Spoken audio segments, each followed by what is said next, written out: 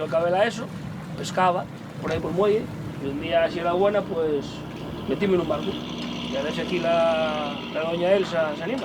Pero estudiada, de patrona. Porque yo, por ejemplo, cuando decía que iba a ir a la mar, todo el mundo, es que es durísima, no sé qué. Y yo, sí, claro que es dura, pero a ver, yo tampoco veo a alemanes de 3 metros ir a la mar, ni echan rayos láser, son paisanos normales. Entonces, ¿por qué no vas a poder? No creo que haya trabajos para hombres ni trabajos para mujeres. Hay que ponerle ganas y actitud y ya está. De hecho, la guaja mía, en la escuela, tienen que enseñar yo lo que yo un poco la tierra y la mar. Cuidado. A mí la mar es otro mundo. No sé, a mí y en mi vida. Mi padre ya era marinero y luego pues yo lo mamé con él. Empecé a pescar aquí en 2006, pero trabajando en la hostelería. 1.000 millones como Adu, que vengan. Luego aquí pierdes la noción del tiempo. Aquí se te pasa el día y a veces que no mires ni el reloj. Que habrá quien no lo quiere y prefiere estar en una oficina. Yo me gusta más estar al aire libre. Luego aparte yo en fin de semana cojo la caña todavía. Es una pasada.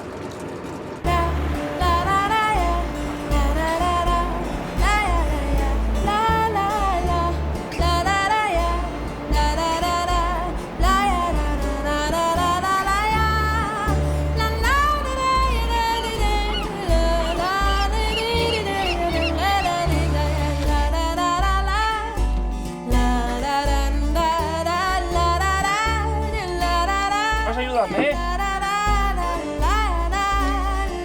¿Ya sabes tú?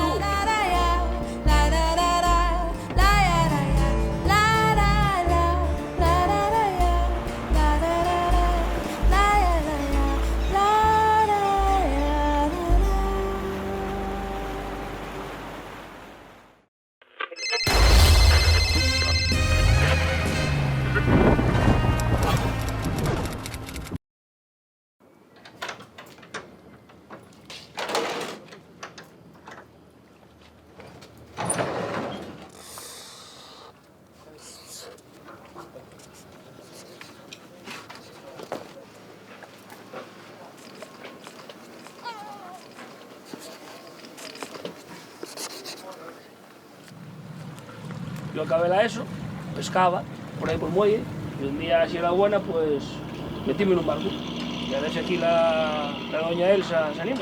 Pero estudiada, de patrona. Porque yo, por ejemplo, cuando decía que iba a ir a la mar, todo el mundo, es que es durísima, no sé qué. Y yo, sí, claro que es dura, pero a ver, yo tampoco veo a alemanes de 3 metros ir a la mar, ni echan rayos láser, son paisanos normales. Entonces, ¿por qué no vas a poder? No creo que haya trabajos para hombres ni trabajos para mujeres. Hay que ponerle ganas y actitud y ya está.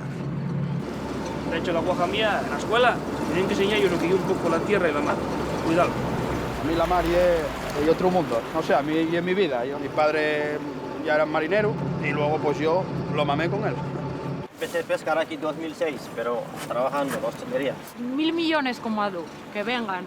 Luego aquí pierdes la noción del tiempo. Aquí se te pasa el día y a veces que no mires ni el reloj.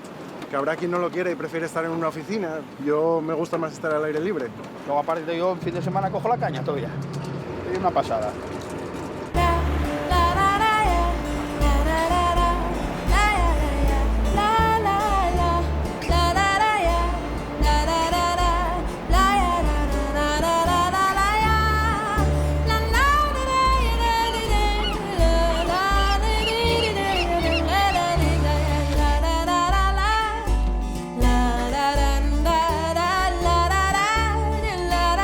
Vas a ayudarme, ¿Ya sabes tú?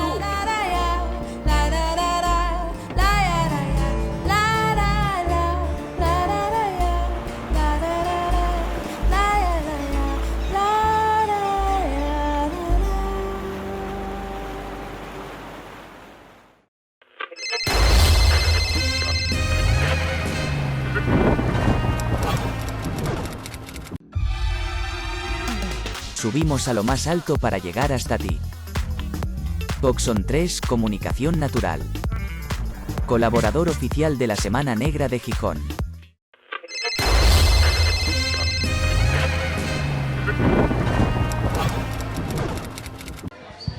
Buenas tardes, muchísimas gracias por acompañarnos para la presentación del libro Los olvidados del exilio, Carta de los últimos refugiados españoles de Ritama Muñoz Rojas. Mire, todo puede pasar en la Semana Negra, ¿no? En esta carpa Acaban de presentarnos un cuento acompañado de música infantil y les aseguro que el libro que presentamos ahora de infantil tiene muy poco. Es un libro muy duro, es un libro duro, seguramente porque cuenta verdades como puños y a veces las verdades son realmente duras. Los olvidados del exilio, cartas de los últimos refugiados españoles, es un conjunto de cartas que se complementa con una contextualización histórica, una introducción y luego un relato de una mujer que también se tuvo que ir al exilio. Pero seguramente no nos situamos con el título Los olvidados del exilio. ¿Por qué olvidados? Pero ¿nos hemos olvidado de los exiliados de la Guerra Civil Española? Si todos sabemos que Antonio Machado murió y sabemos que no sé quién fue no sé dónde y que fueron bien recibidos. ¿Quiénes son estos de los olvidados del exilio? Y yo creo que nadie mejor que Rita Ma para contestarnos de quién habla este libro. Porque tenemos que saber de quién habla y de qué habla este libro. Dos elementos muy importantes para entender el libro que presentamos ahora. Rita Ma, cuando quieras, por favor. Muchas gracias, Ana, por la presentación, por tus palabras. Gracias al festival también por haberme permitido hablar de los olvidados del exilio, sobre todo gracias en nombre de ellos. Me estaba preguntando, Ana, quiénes son los olvidados del exilio. Bueno, pues son unas personas... este libro está hecho con cartas escritas en los años 80. Cuando ya pensábamos, 80, 90, 2000, cuando ya pensábamos que el exilio había terminado, porque hay imágenes muy potentes, demasiado potentes, como Alberti bajando por la escalerilla de un avión, o María Zambrano bajando por la escalerilla de un avión también. El imaginario colectivo decidió que el exilio había terminado, pero no había terminado. Es verdad que técnicamente no se les puede llamar exilados a partir de los años 80, pero hubo un grupo de personas que formaron parte de esos 500.000 que cruzaron andando los Pirineos en 1939 y que tuvieron que quedarse en Francia, pasando primero por campos de concentración, formando parte de batallones franceses, siendo prisioneros de los alemanes, estando en campos de concentración alemanes, etc. ¿Por qué son los olvidados del exilio? A ver, este grupo de personas son hombres y mujeres que, si el exilio fue duro para todo el mundo, para ellos fue muchísimo más. Llegaron al exilio partiendo de una situación personal muy complicada, demasiado complicada como para empezar una nueva vida. Eran personas de toda España, pero con un nivel económico muy deficiente, quiero decir, eran de clase muy humilde, eran personas con muy poquita formación profesional y laboral, eran personas con muy poca formación también educativa, muchos analfabetos, sobre todo muchas analfabetas, y además eran personas que precisamente por todo este periplo de torturas y de calamidades que tuvieron que sufrir, sus condiciones físicas y su salud dejaba mucho que desear. Había muchos mutilados, muchos enfermos mentales, gente con graves problemas de salud, como para empezar a arrancar una vida en un país extraño, con una lengua extraña, etc. Aún así tuvieron que quedarse en Francia. Y hubo, si me alargo me quieres cortar en algún momento, tú me lo dices. Estas personas necesitaron ayuda para sobrevivir. Necesitaron ayuda desde el principio, desde el año 45, cuando tienen que empezar a una nueva vida en un país extraño, y también al final de sus vidas, porque, como digo, ellos se quedaron en Francia y no volvieron. Hubo una norteamericana, una mujer anarquista, a la que le debemos muchísimo y de la que se ha hablado muy poco, que se llamaba Nancy MacDonald, una mujer de la alta sociedad neoyorquina, que en uno de los viajes que hizo a España detectó que había un grupo de refugiados republicanos que lo estaban pasando muy mal. Cuando digo un grupo, no quiere decir que estaban todos juntos en el mismo, vivían todos juntos, no. Se dio cuenta de que había muchos casos de republicanos que tenían, pues lo que acabo de explicar, que había que ayudarles a salir adelante porque solos no iban a poder.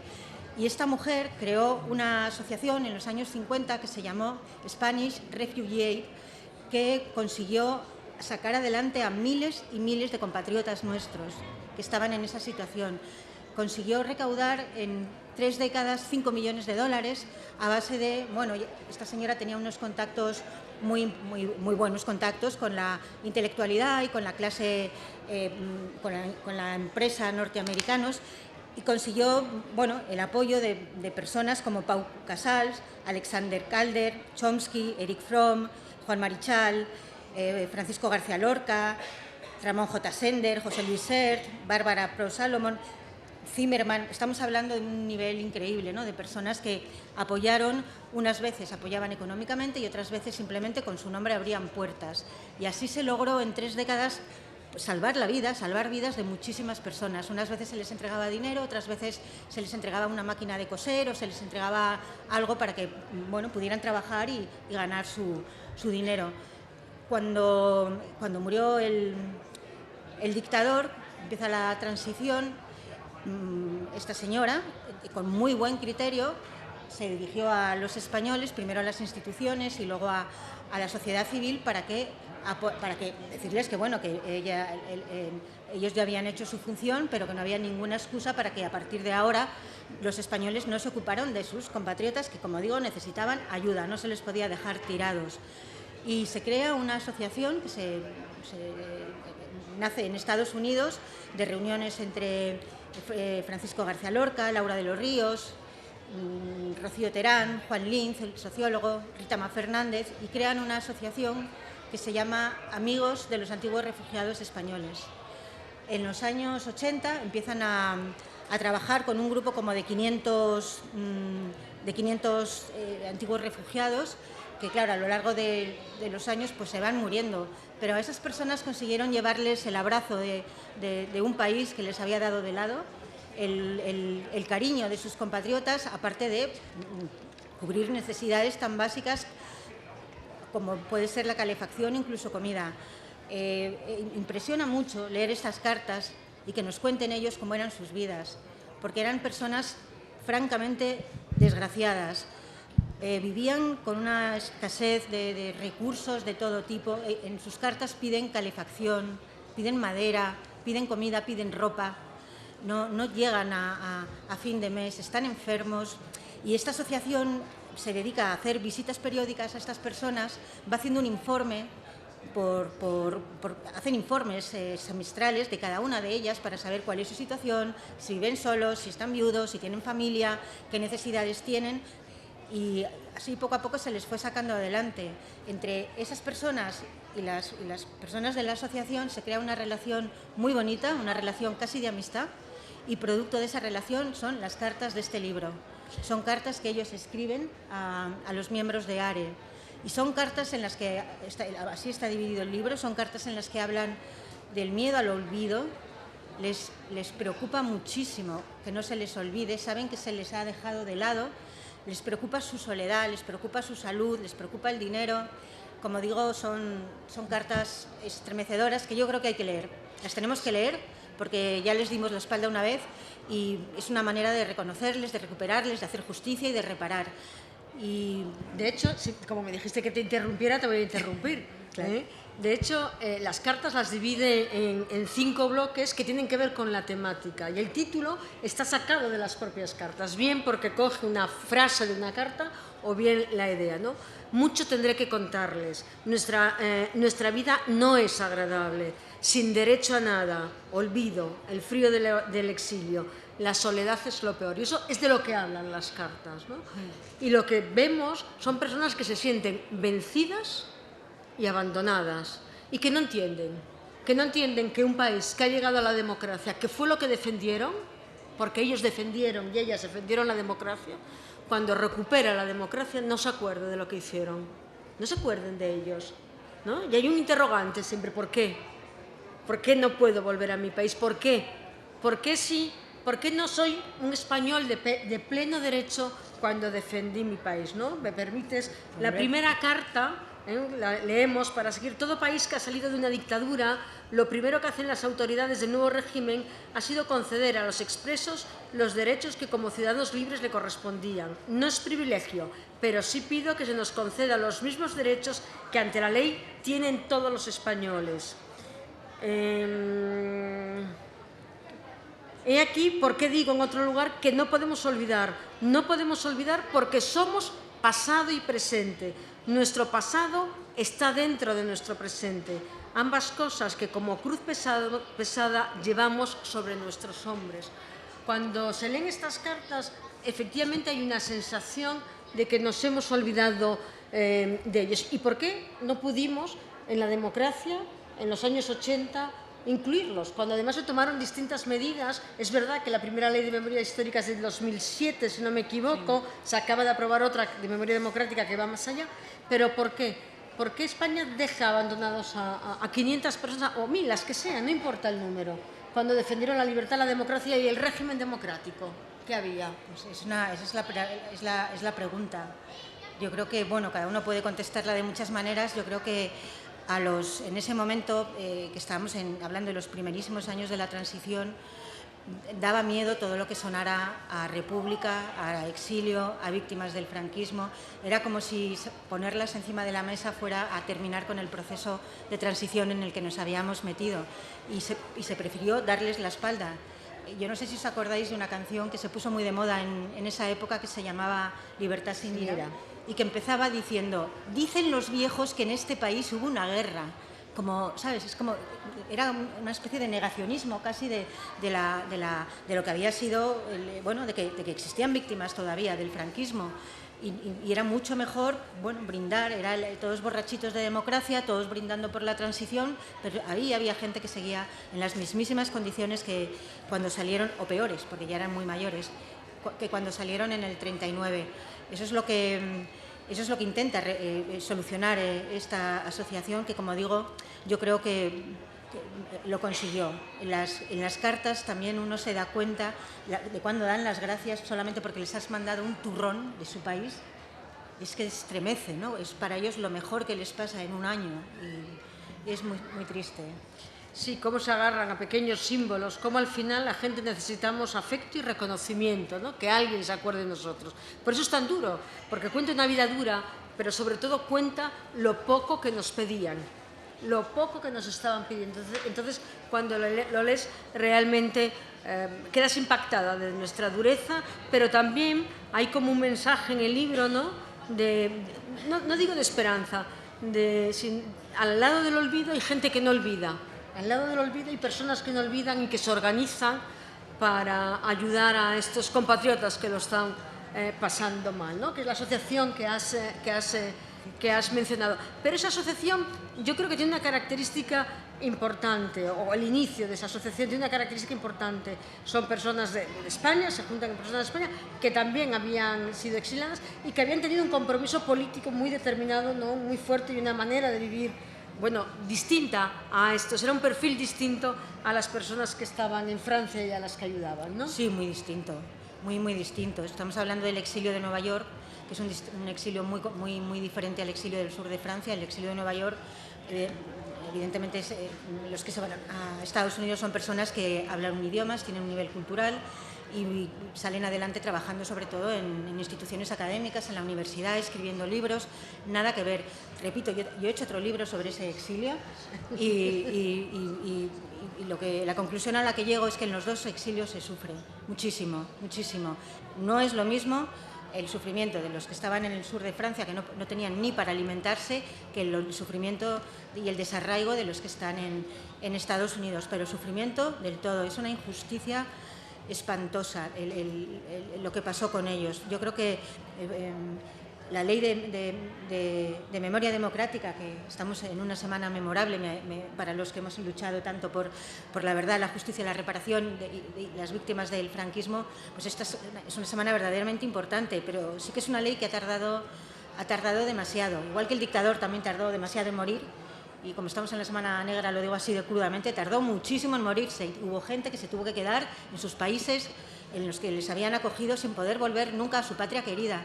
Se ha cometido una serie, o sea, a las víctimas del franquismo en general se las ha tratado muy mal porque no se las ha reconocido, y ahora la gente dice que si se habla demasiado de ellas, que si se remueven heridas. Es que se ha hablado poquísimo.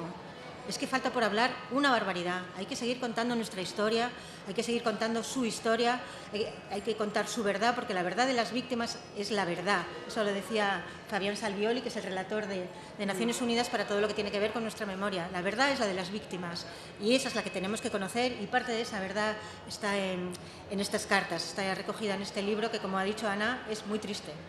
Es muy triste, pero el libro al que hace referencia, el otro que has escrito, es Poco a poco, os hablaré de todo, historia del exilio en Nueva York de la familia de los Ríos Giner y Urruti. ¿Por qué Ritama Muñoz Rojas? Porque además sé que aparte de estos dos libros has escrito muchos artículos, has investigado sobre la Institución Libre de Enseñanzas, sobre el exilio español. ¿Por qué parece que hay una clara línea de investigación y de implicación muy fuerte, diría política, en el sentido de querer cambiar las cosas, de denuncia, de pedir reparación para estas víctimas? ¿Por qué? ¿Por qué llegas ahí? Pues en primer lugar porque soy familia de exilados. Exilados en Estados Unidos. El libro que escribo sobre el exilio en Nueva York es un libro también escrito con cartas de la familia de mi abuela. Mi abuela era sobrina de Fernando de los Ríos, era prima de Laura de los Ríos, que se casa con Paco García Lorca en Nueva York.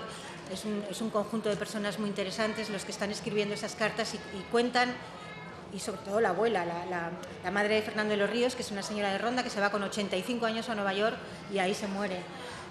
Cuentan el día a día de ese exilio, el día a día. Es como una especie de diario, es un relato con cartas de cómo es su vida, por qué estoy, me voy de la pregunta, ¿por qué he hecho estos libros? Por eso, porque soy familia, porque mi abuela me habló muchísimo de una familia institucionista también, de la Institución Libre de Enseñanza, y he pasado horas y horas y años con mi abuela hablando de esos temas, siempre me han interesado, y además ella antes de morir me entregó las cartas de su familia del exilio, con la que luego yo hice el libro. La asociación que se crea en Nueva York para ayudar a los refugiados españoles está formada también por parte de mi familia, por los hijos de la hija de Fernando de los Ríos, Paco García Lorca. En el fondo sí que es verdad que hay como una correa de transmisión que va de Nueva York a los olvidados del exilio y a las personas que les ayudaron. Quiero decir que la ayuda y esta asociación era completamente altruista, nadie cobró por su trabajo, que fue un trabajo un trabajo enorme, o sea, ocuparse de 500 personas, saber cómo eran, hacer las visitas, estar haciendo una base de datos, estar recorriendo puerta a puerta todas las instituciones en las que se podía rascar algo de dinero. Yo creo que se hizo muy bien. Tengo que señalar también que la asociación vivió sobre todo de subvenciones del Ministerio de Asuntos Sociales, sobre todo en las épocas de gobierno socialista, pero cuando llegaba el Partido Popular la disminuían o directamente la quitaban. Entonces había que pedir más dinero a fondos privados, etcétera. Y quería decir también que no se me olvide que todo ese material que ha ido generando esta asociación es material muy interesante para los investigadores, la base de datos, las cartas, bueno, toda la documentación de cómo se va creando, y está depositada en este momento se ha donado al Instituto Cervantes y está en la sede de Toulouse del Instituto Cervantes a disposición de los investigadores. Es un tipo de exilio muy peculiar. Como digo, técnicamente a lo mejor no se le tiene que llamar exilio, pero no dejan de ser exilados, o sea, personas que salieron al exilio, y es el exilio de los años 80, 90 y 2000. A mí hay gente que todavía me niega que había exiliados en Francia. Digo, perdona, que los tengo aquí delante. Y decía Unamuno, yo he redescubierto Unamuno aquí en la Semana Negra, porque de Unamuno nos mintieron, porque ya sabéis que la dictadura ha mentido de casi todo el mundo siempre que le convenía.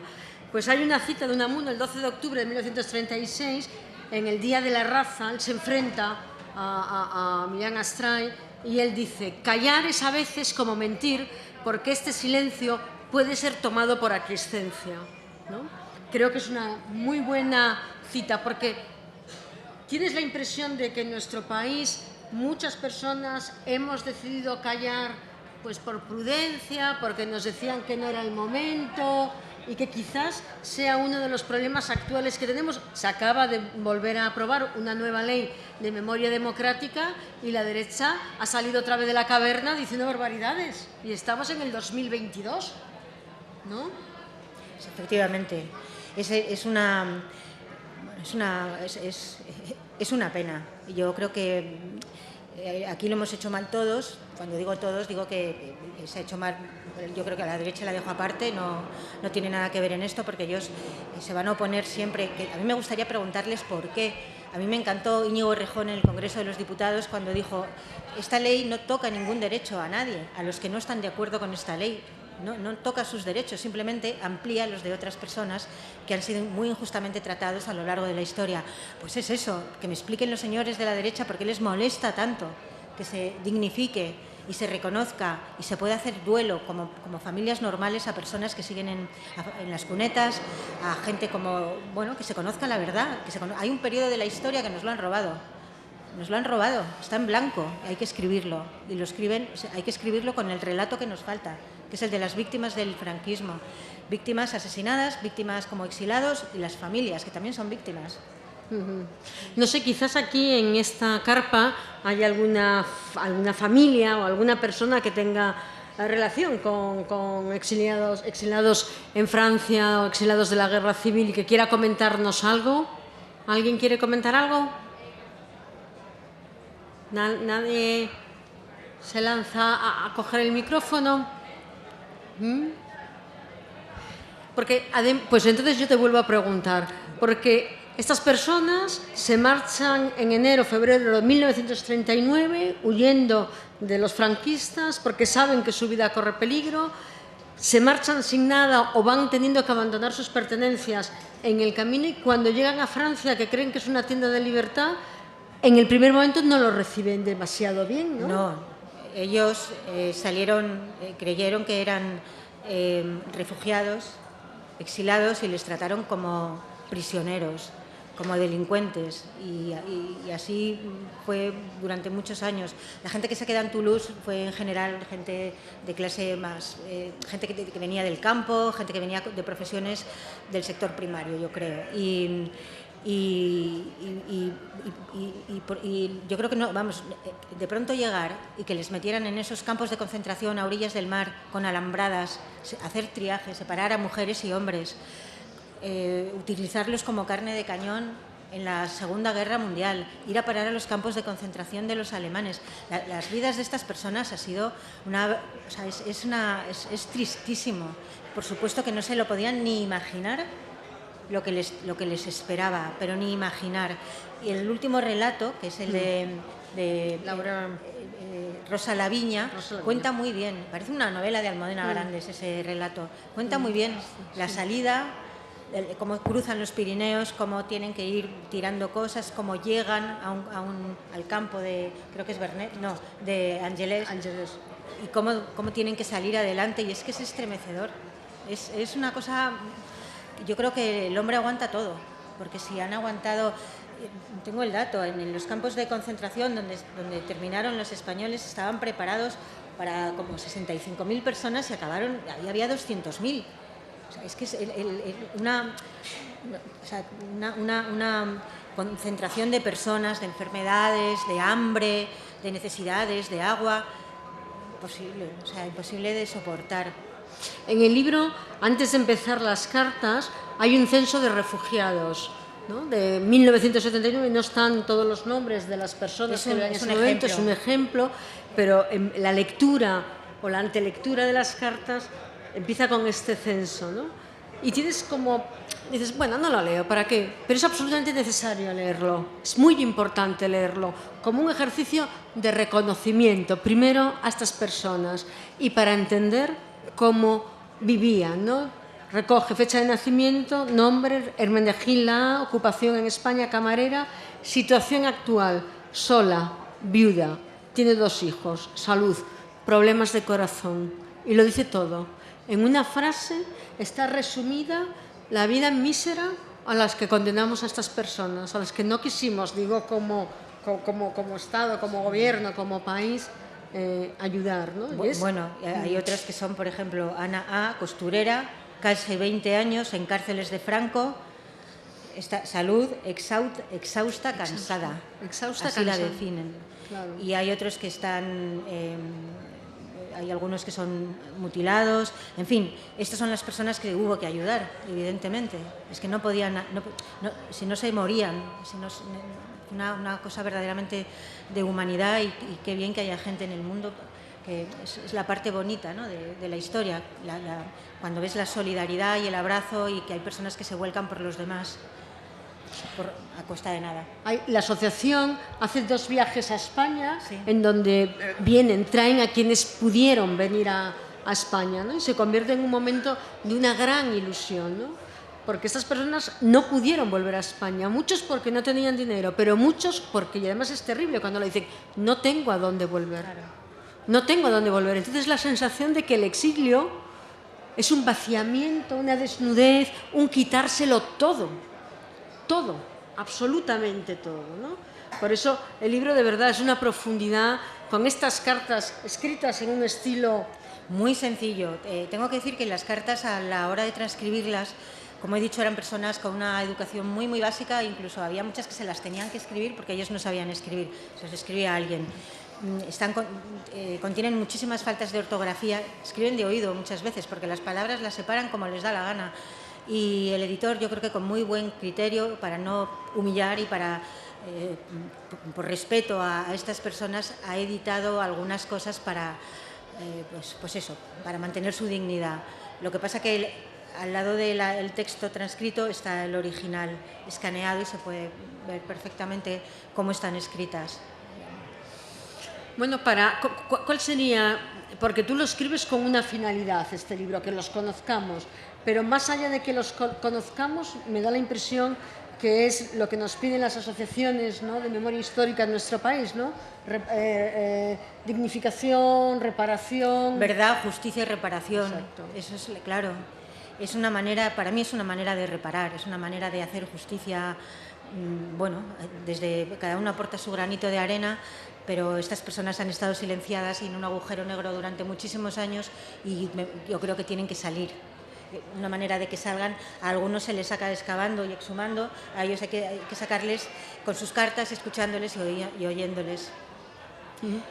Muy bien, pues no sé si alguien quiere comentar algo más. Llegamos ya al final de la hora, de hecho nos hemos pasado 1 minuto y aquí riñen, por eso, como sabéis, los semaneros y semaneras, pero ahora podéis comprar el libro, que os lo firme la autora. De verdad impresiona la lectura, impresiona. Está muy bien documentado la primera parte, una contextualización histórica con muchísimo rigor y luego viene un dolor abierto en el corazón.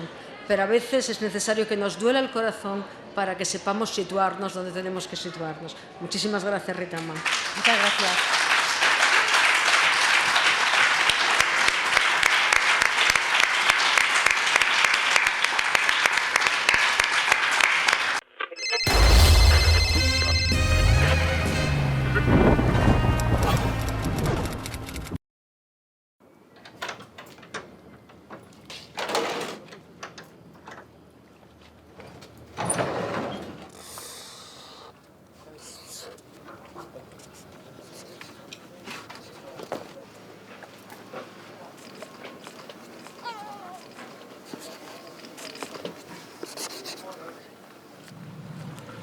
Yo acabé la ESO, pescaba por ahí por el muelle y un día, si era buena, pues metíme en un barco. Y a ver si aquí la doña Elsa se anima. Pero estudiada, de patrona. Porque yo, por ejemplo, cuando decía que iba a ir a la mar, todo el mundo, es que es durísima. Y yo, sí, claro que es dura, pero a ver, yo tampoco veo a alemanes de 3 metros ir a la mar, ni echan rayos láser, son paisanos normales. Entonces, ¿por qué no vas a poder? No creo que haya trabajos para hombres ni trabajos para mujeres. Hay que ponerle ganas y actitud y ya está.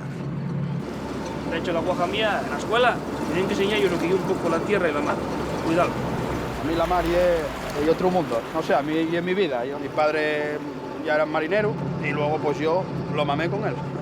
Empecé a pescar aquí en 2006, pero trabajando en hostelería. 1000 millones como Adu, que vengan. Luego aquí pierdes la noción del tiempo. Aquí se te pasa el día y a veces que no mires ni el reloj. Que habrá quien no lo quiere y prefiere estar en una oficina. Yo me gusta más estar al aire libre. Luego aparte yo en fin de semana cojo la caña todavía. Es una pasada.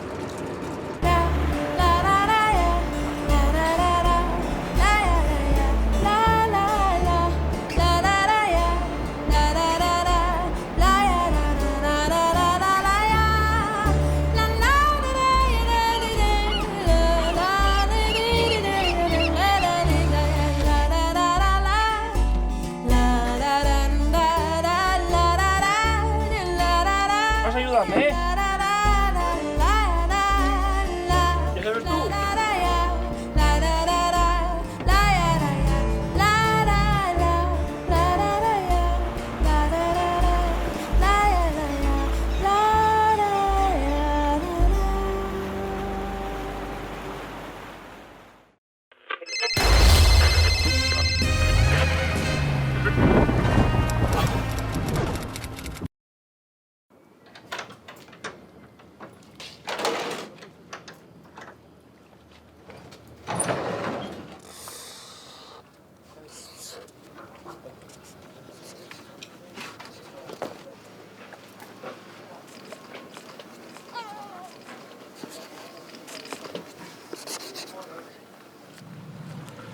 Yo acabé la ESO, pescaba por ahí por el muelle, y un día, si era buena, pues metíme en un barco. Y a ver si aquí la doña Elsa se anima. Pero estudiada, de patrona. Porque yo, por ejemplo, cuando decía que iba a ir a la mar, todo el mundo, es que es durísima, no sé qué. Y yo, sí, sí, claro que es dura, pero a ver, yo tampoco veo a alemanes de 3 metros y a la mar, ni echan rayos láser, son paisanos normales. Entonces, ¿por qué no vas a poder? No creo que haya trabajos para hombres ni trabajos para mujeres. Hay que ponerle ganas y actitud y ya está. De hecho, la guaja mía, en la escuela, tienen que enseñar yo lo que yo un poco la tierra y la mar. Cuidado. A mí la mar y otro mundo. No sé, a mí y en mi vida. Mi padre ya era marinero y luego pues yo lo mamé con él. Empecé a pescar aquí en 2006, pero trabajando en la hostelería. 1000 millones como Adu, que vengan. Luego aquí pierdes la noción del tiempo. Aquí se te pasa el día y a veces que no mires ni el reloj. Que habrá quien no lo quiere y prefiere estar en una oficina. Yo me gusta más estar al aire libre. Luego aparte yo en fin de semana cojo la caña todavía. Es una pasada.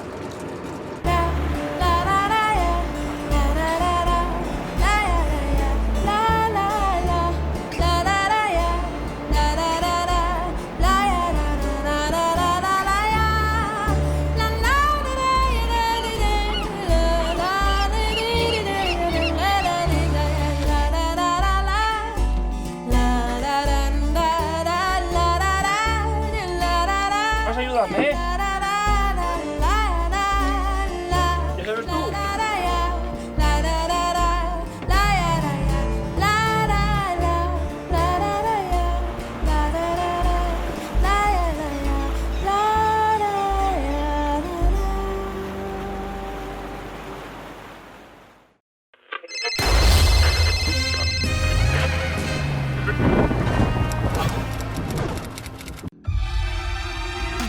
Subimos a lo más alto para llegar hasta ti. Coxon 3 Comunicación Natural. Colaborador oficial de la Semana Negra de Gijón.